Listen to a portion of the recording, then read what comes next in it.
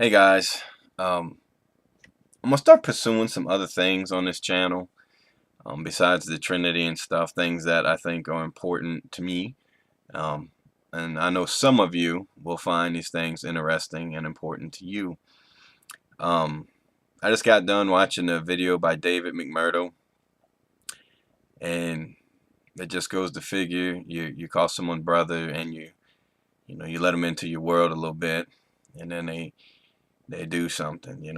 Um, David McMurdo in his latest video called me an endomorph. I'm just messing with y'all. But he did. He said I'm probably an endomorph. Well, the fact of the matter is I'm actually an ectomorph. Coming in at a hair under 6'2". When I started my change in lifestyle, I weighed 260 pounds. I was what you call skinny fat. And anybody that's done the workout circles knows exactly what that is. And usually, a study of the mechanics of it, what it entails, is that you kind of get belly fat, um, fat under the chin, and more importantly, fat on your internal organs. Before you see any fat on the outside of your body, it's going to start on the inside. Now, there are some fat that you should have around the heart, for example. There is, that it's an energy store, so it's important that it's there as an insulator, among other things. But when you start to get fat on the outside of your body, you have a uh, unhealthy amount of fat on the inside of your body. So a lot of people think that it's just it just appears on the outside, and that's not true at all. I think they call it subcutaneous fat, and you start getting fat on your kidneys and your liver. As this fat builds up, the pressure, aside from the chemical effects, the actual physical pressure starts to push on the organ and shrink it. Well, if you know anything about the liver and the kidney, you know basically it's a series of tubes and pipes and things that are routed around that pass through porous flesh material to carry out their functions. Well, when you start to squeeze them, obviously, you see what the problem is. It starts to limit their function.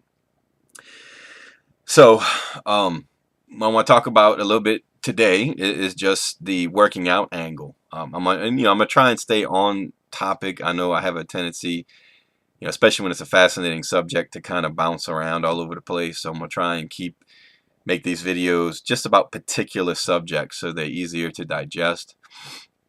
Now, um, I guess I'll just pick up here. I went to get a physical because of my line of work. I have to have a physical that's maintained every 2 years.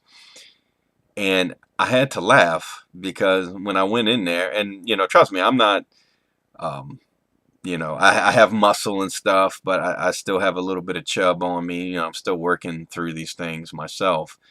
This is about a year and 6 months into this kind of living, and I don't want to portray that I eat perfectly and I'm like a monk who eats grass or something. Even though I do drink one particular nasty product called Super Green, and I juice. I try to balance the unhealthy with the healthy. Help your body, give your body the weapons it needs to fight things off.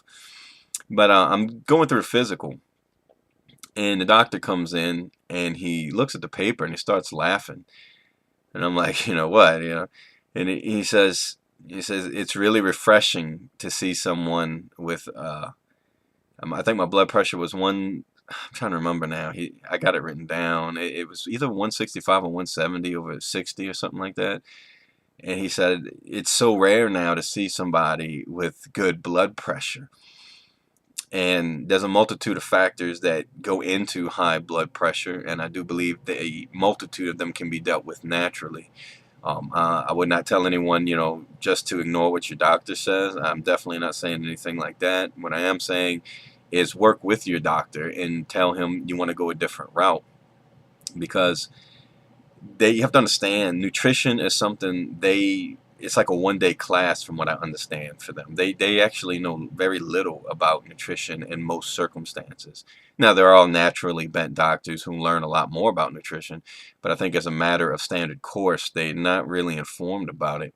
And anyone who reads the surveys and the studies will find that there's a lot of things that they just don't take into account.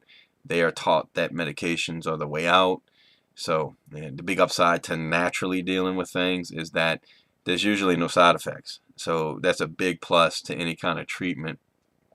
And stepping down your medications in accordance with your doctor as he sees the improvement in you is the way to go, in my opinion. Now, the importance of working out. The obvious ones are simple. You burn fat. Fat is stored energy. And I'm gonna do another. My next video, I think, is absolutely gonna be on sugar, because it's the biggest, I think, component that gets overlooked in all of this. But sticking to the why work out at all type mentality, as a Christian, I think we should pursue perfection spiritually, mentally, and physically. And I'll be the first one to tell you, I abused the physical part of it for the longest time. But as you start to get fitter, you start to get in tune with your mind. It helps you think. You need to understand that there's chemicals that are released in the body.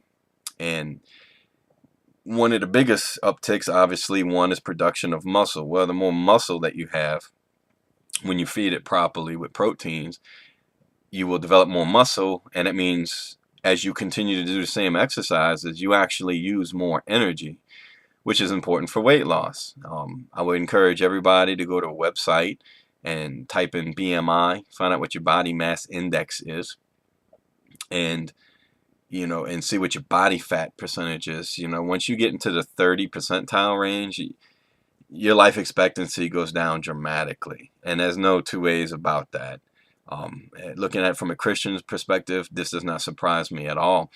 Being that God is a God of mathematics, I think there is no doubt about that. He is the great engineer, and the things that the body can do are amazing. It's just amazing when you take advantage of the tools within the body. And I would always say, stay on track with your physical health, as far as if you do have some kind of problem that doesn't allow you to do certain exercises without hurting yourself, then you don't do them. You find other things to do. You build your body up and expand out. There's no reason to go into this and say, I'm going to go work out like I do. I do deadlifts, front squat, I do all that crazy stuff. And it's taxing on the body. So I would not recommend someone who's completely out of shape to attack that. I started out slow. I did 8 exercises, and I took the 3-set route. And now I'm doing the inverse pyramid. There's all kinds of techniques, but the bottom line is God made the body to function a certain way. And I don't think anyone would disagree with that. And certain things are good for it, and certain things are not. Now, sticking on the focus of the subject, why work out at all? One of the overlooked, and the more studies I read about this, it amazes me. One of the biggest things, and I'm going to get to it in the second part of this video, is cancer. Cancer is, it just shatters lives. It's everywhere. And the sad fact of the matter is, a lot of people don't know this, is that everyone contracts cancer in their lifetime. And I believe the statistic was 1 to 4 times. The question is your body healthy enough? Is your immune system functioning well enough to fight it off? And as we can see by looking around us in American life, the answer is no. People are dying of cancer left and right. They're dying at young ages. It's just things that don't have to happen. Now, don't get me wrong. You take someone like Steve Jobs. There was a guy, man, I can't remember his name, McDonough.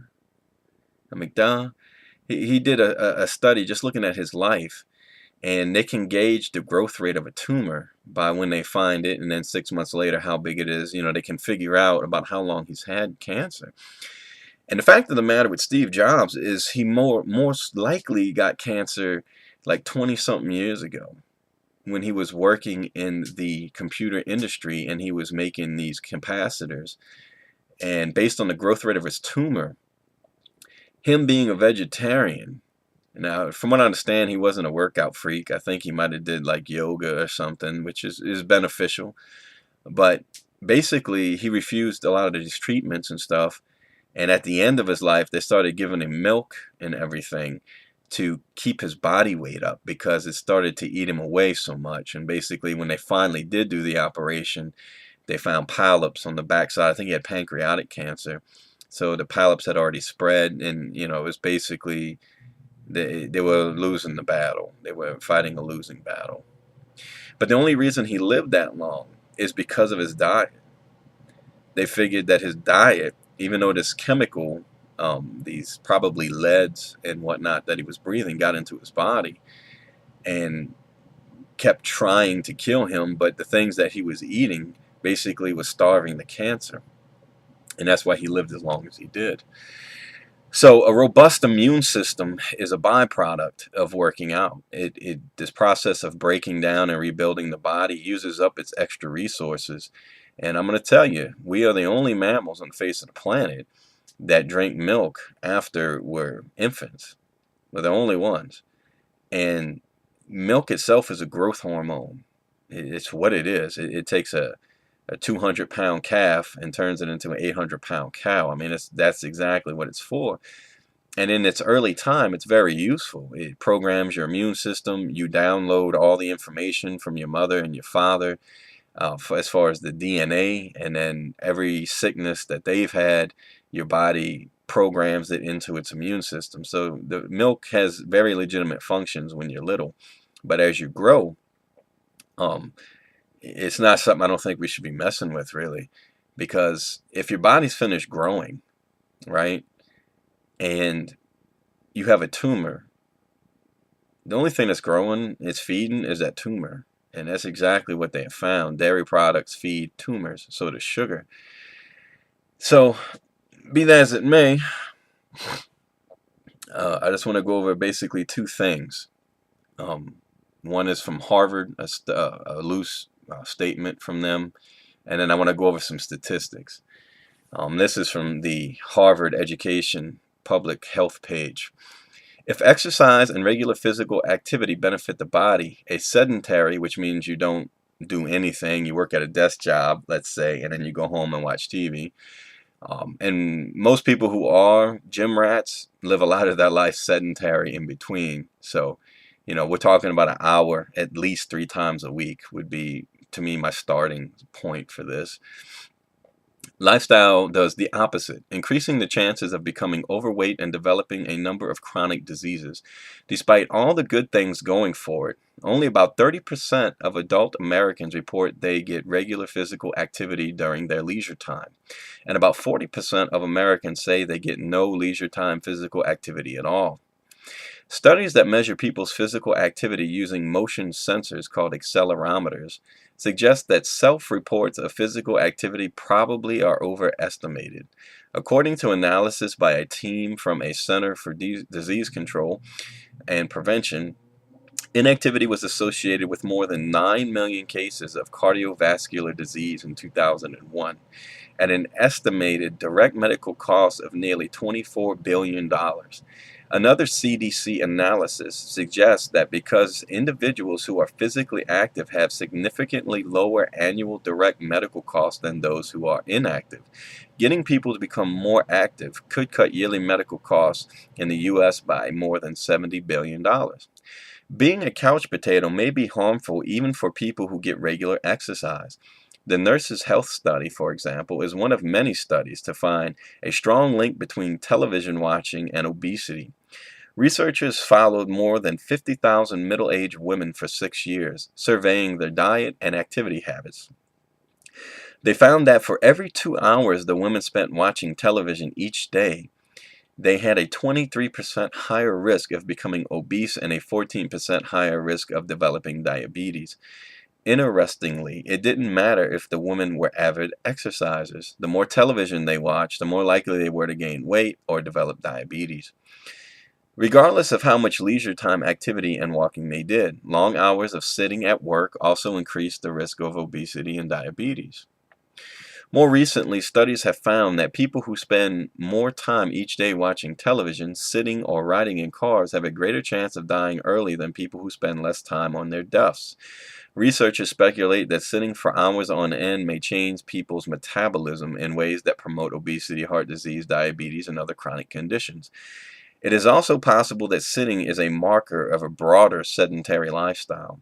In some, a morning jog or brisk lunchtime walk brings many health benefits, but these may not entirely make up for a day spent in front of the computer or evening in front of the television set. So as you plan your daily activity route, remember that cutting down on sit time may be just as important as your fit time. So that's just the general consensus, basically, of diabetes in most cases is preventable. I believe in a lot of cases it's been documented naturally reversible. But they've also found that they're basically what they call healthy fat, and I hate to use that term, but basically they found that you can be in a 25 to 20% body fat category, but if you work out on a regular basis, and as I said, using it 3 times a week, they found that your lifespan will be just as long as somebody that has a single digit or 15% body fat category. So the body has an amazing resilience to take care of itself and carry some extra weight. But when you get into the 30 percentile, you start having problems. Okay, and that's what I would keep an eye on. That's the kind of the magic number. 25% or below would be optimal to me. Now I'm going to move on to the cancer part of it. And this is important for people to understand. You don't want to get involved in the cancer industry. It is just as much dependent on its patients as the patients are on it. For example, it is illegal to pursue natural cures for cancer, which we all know diet. I mean, it's just an elephant in the room. Doctors don't even want to talk about this, but they are not allowed to put you on disability if you say, I don't want chemo and I don't want surgery. Now, there are cases, I think, where you have to have surgery because the tumor has gotten to such a size, and I think they figured this out. It's in the neighborhood of between 2.5 to 4 inches that it's fatal. That's usually when you die from it. But once you get involved in this vicious circle, there's no way out. You're really taking your life into your own hands to get out. And look at the horrible condition it puts you in. You tell the doctor, I don't want chemo, which means basically it means the red death. I mean, it kills, it wrecks your immune system. You're never the same, even if you do recover. And trust me, I am not faulting anyone who has this disease of cancer and chooses a particular route. I wish you all the best, and I pray that God has mercy on you and delivers you from your illness. I'm just saying, before we get to that point, we should try and prevent some of this stuff, because God gave us this beautiful machine, and if we don't take care of this machine, just like your car, it begins to break down. And eventually a car, once it's broken down enough, will need a new engine. And eventually they'll say, well, the outside and the body and the transmission, the rest of the car is so wrecked, there's no point in changing the engine at this point. So, that would just be my advice. Try to stay out of this healthcare system, because they're dependent on each other. It needs the money. And there's people in Japan, in Britain, and China. They actually are building a hospital in Japan dedicated to natural cancer therapy. That is something you're never going to see here in the United States. And if you want to learn more about those things, um, there's several clinics in Mexico. There's the ISIAC. I'm forgetting their names. And there's the predominant one, that the daughter runs it now, Gerson, Max Gerson. I really think this gentleman was on to something. He set out to cure his migraine headaches, and he found that when he prescribed this treatment to other people that had tuberculosis and things, they started curing other diseases altogether. So, and I'm not one of those anti-meat kick people. I think you should stay away from fried meats and stay away from red meats as much as possible. Stick to lean proteins. But going into the cancer thing and working out, I just want to run through some statistics for you guys.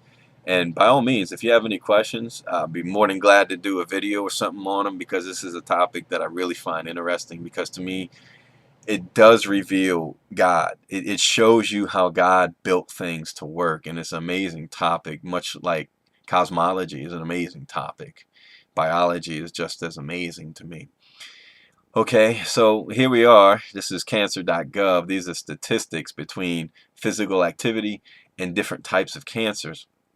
The first one is colon cancer. Um, Colon cancer has been one of the most extensively studied cancers in relation to physical activity, with more than 50 studies examining this association. Many studies in the United States and around the world have consistently found that adults who increase their physical activity, either in intensity, duration, or frequency, can reduce the risk of developing colon cancer by 30 to 40%, relative to those who are sedentary regardless of body mass index. So regardless of the amount of fat you have on you, you can lower your risk for colon cancer by 30 to 40% in that ballpark, with the greatest risk reduction seen among those who are the most active.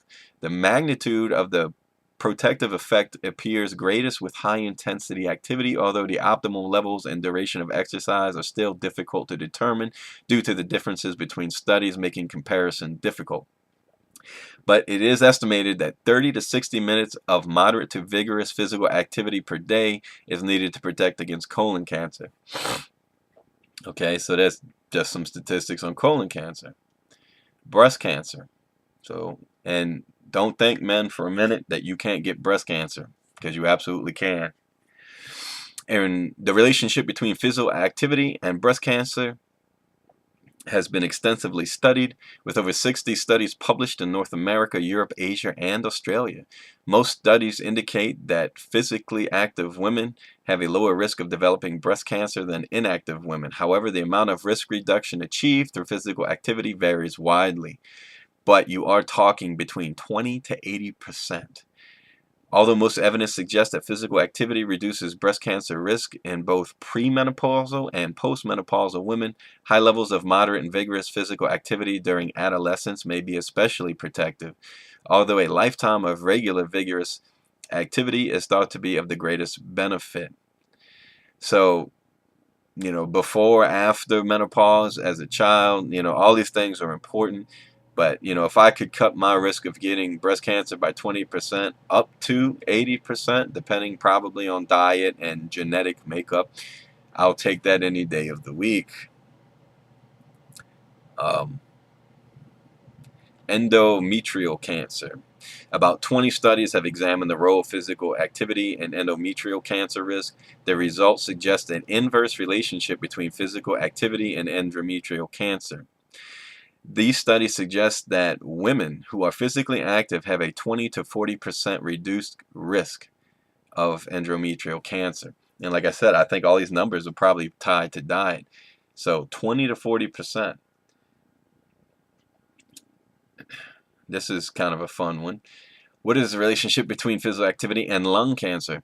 At least 21 studies have examined the impact of physical activity on the risk of lung cancer. Overall, these studies suggest an inverse association between physical activity and lung cancer, with most physical activity individuals experiencing a 20% risk reduction. So 20% minimum on lung cancer. Prostate cancer. Research findings are less consistent about the effect of physical activity on prostate cancer, with at least 36 studies in North America, Europe, and Asia. Overall, the epidemiological research does not indicate that there is an inverse relationship between physical activity and prostate cancer, although it is possible that men who are physically active experience a reduction risk in prostate cancer. The potential biological mechanism that may explain this association are unknown. And to me, probably one of the biggest things that people don't know is because they don't throw as much money at prostate cancer as they do as breast cancer. Disease that kill men usually do seem to take a back seat as far as the donation boxes of the world. Even though there's been many studies, it doesn't mean they were well funded and had enough money to get a big enough research group together. But it does say that other insulin-like growth factors like immunity and antioxidant defense mechanisms. So, and those are things I'm going to explore in future videos. And here we go. Cancer survivorship. Research indicates that physical activity after a diagnosis of breast cancer may be beneficial in improving quality of life, reducing fatigue, and assisting with energy balance. Both reduced physical activity and the side effects of treatment have been linked to weight gain after a breast cancer diagnosis. One study found that women who exercise moderately, the equivalent of walking 3 to 5 hours per week at an average pace after a diagnosis of breast cancer, had improved survival rates compared with more sedentary women. The benefit was particularly pronounced in women with hormone responsive tumors. Another study found that home-based physical activity program had a beneficial effect on the fitness and psychological well-being of previously sedentary women who had completed treatment of early stage through stage 2 breast cancer. Increasing physical activity may influence insulin and leptin levels and influence breast cancer prognosis. Although there are several promising studies, it is too early to draw a conclusion. So when I'm, reducing any type of cancer basically in the neighborhood of 20% and up, depending, on diet and other things. And it is really important for people to understand what happens when you work out. Yeah, there's a flood of hormones, and then there's another flood of hormones at night when you sleep. So getting proper rest is also a great way to help your own personal health. So that's just to break the ice on this topic. One of the biggest benefits to working out is cancer reduction, and a lot of people probably don't take that into account and things.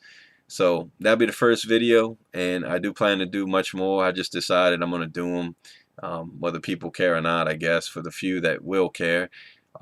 Because this experiment with my own body has gone on for about 1.5 years now, and it is an amazing thing to see. I encourage everybody, get off your rear end, go do something today. Go run, go jog, put a fitness plan together. And there's so many ways to tackle fitness plans and workout routines. You're not boxed in to having to do any one particular thing. Just make sure it's a little bit more active. Make sure you're sweating a little bit, breathing hard. Tax your body a little bit. That's what it was meant to do. I imagine people like Jesus and Paul and all these other guys were probably pretty fit. They didn't eat a lot of things that were overly fattening. They were constantly moving, so they weren't sedentary. They were moving around, and physical work that they did, like Paul was a tent builder. These things probably were pretty intense arm and back workouts on their own. So, let's be a healthier body, and I think that between the cancer thing and the one thing people won't understand until they experience it for themselves is how it puts you in tune with your spirit. I can't even necessarily put it into words, but it clears your mind. The hormones that are released, and it just helps you become sharper in your thinking. You feel better about yourself, and there's many studies that indicate that mental well-being affects your physical health. It can make you sick. People don't breathe properly, they're starving their body for oxygen. These are all signs of depression. And there's even studies that have been done where people work out without weights, but they mentally imagine they're using weights, and they found it's a very similar response to the one they get from lifting the actual weights. So take advantage of the engineering God has put into your magnificent body and put it to use. Use it for something. Grow your mind, grow your body, grow your soul. I think those are the things we should live by as Christians. And reduce your risk of cancer, reduce your risk of diabetes, reduce your risk of heart disease. I've read several books on this now, and I believe that heart disease is pretty much completely something that shouldn't even exist. It shouldn't exist. It's something we've let into our society through our terrible food and terrible lifestyle. And I'm not calling people to perfection. I'm just saying be aware of these things and change something. Change one thing about yourself. And I think all Christians should have that mentality. No matter what your health level is right now, you can make it better than it was before. You want to live? Show God you want to live. Get out there, live, and take care of yourself, better than you are now. I'm not one of these perfectionist guys, but I've gone on long enough. Like I said, I want to stay a little bit on topic. So remember, the major benefits of working out: diabetes, heart disease, blood pressure, clarity of mind, ability to think, reduction in all forms of cancer, a stronger immune system, which means getting sick less in general, when you do contract cancer in your lifetime, which, like I said, is anywhere from 1 to 4 times, you will contract a disease that will lead to cancer because it's a damaged cell basically that starts to replicate. So you need antioxidants, and all these things are moved around, shuttled, repaired, all caused by physical activity. And that's the thing. And there's a phrase. My mom was an emergency room nurse, and my brother is actually an X-ray technician. And there's a phrase that I've heard both of them use in different discussions, and it's called the decline into death, or the descent into death. And that is the biggest difference you'll find between healthy people and unhealthy people. Healthy people have a tendency just to drop dead. And you say, well, that doesn't sound too appealing. Well, actually it is. Because for the unhealthy people who live to be about the same age, they do what's called a descent into death. It involves, easily a year-long stay in the hospital, being bedridden. And I can only imagine. They say the pain of some of these cancers is unbearable. So you spend the last 6 months of your life strung out on morphine, and it's just not how you want to go. You're better off dropping dead. Trust me on that one. I've already had my little stint in the hospital, and it's not where I'd want to spend the last year of my life. And then ultimately, they just send you home to die. And it's if you have children, if you have things you love and you want to live for, then I would get out there and get off my butt and pick up some heavy stuff and start grunting and, get in touch with your primal side, your instinctual side a little bit. So I hope this inspires someone to get off their rear end today and do something, and put your questions in the comment section below. Because I will be glad to answer them and do at least to the best of my ability. There's a lot of stuff I don't know, but I talk to a lot of people in these circles, from personal trainers. Between my mom and my brother, now I have access to doctors. I've spoken to them on many things. I've read a lot of books about this subject, and then I have my own personal experience, to me, which is the most powerful testimony of pursuing a way of life. So God bless, and live right, and seize the day. Don't just seize the day. Snatch it, wrestle it to the ground, slap it, and make it yours. God bless.